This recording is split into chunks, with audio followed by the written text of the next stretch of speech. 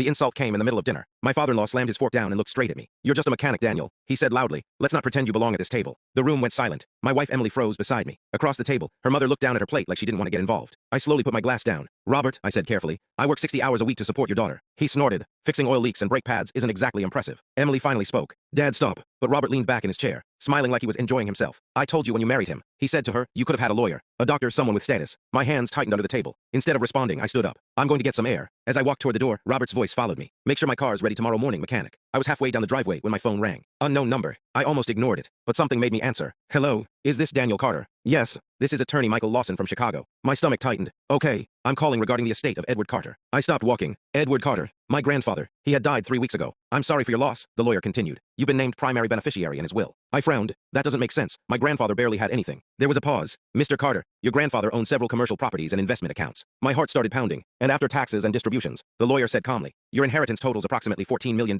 I nearly dropped the phone. 14 what? Millions? I leaned against the car trying to breathe. "There must be some mistake." "There isn't," he replied. "However, we do need you to sign the final documents. I've emailed them." My phone buzzed immediately. I opened the message. Legal documents, bank letters, property records, all with my name on them. "This can't be real," I whispered. "It is," the lawyer said. "And there's one more thing." "What?" "Your grandfather left a note for you." My chest tightened. "What does it say?" The lawyer read slowly. "Daniel always worked harder than anyone in this family. He respects honest work. That's why he deserves this." My eyes burned. I walked back into the house 10 minutes later. Dinner was still on the table. Robert looked up immediately. "Well, look who came back." I sat down quietly. Emily squeezed my hand under the table. "You okay?" "Yeah," I said. Robert smirked. "So mechanic, are you done sulking?" I pulled out my phone. "Actually, I got an interesting call." "Oh," he said sarcastically. "From a lawyer." Robert rolled his eyes. "Let me guess, you're suing someone for a broken wrench." Emily shot him a glare. "Dad," but I turned the phone screen toward him. "These are inheritance documents." He barely glanced at it. "And it's from my grandfather's estate." Robert shrugged. "What did you inherit?" "His toolbox." I met his eyes. $14 million. The fork slipped from his hand. "What?" Emily blinked. "Daniel, what?" I slid the phone across the table. "Read it." Robert grabbed it. His confident expression slowly disappeared as he scrolled. That's impossible," he muttered. "It's not." Emily looked between us. "Daniel, is this real?" "Yes." The room was completely silent. Robert suddenly cleared his throat. "Well, that's good news." His tone had changed completely. "Funny how money does that." He handed the phone back slowly. "You know," he said awkwardly, "I've always respected hard workers." I almost laughed. 5 minutes ago, I was just a mechanic. Now he looked like he was trying to calculate something. Finally, he leaned forward. "Daniel, since you're family, maybe we should talk about investments."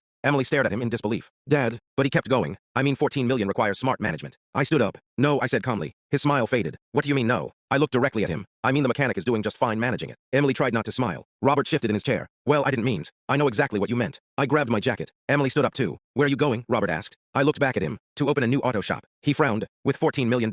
I smiled. "Yeah." Then I paused at the door. "Oh, and Robert." He looked up. "Yes. Your car won't be ready tomorrow." His eyebrows lifted. "Why not?" I opened the door. "Because," I said, "you can find another mechanic."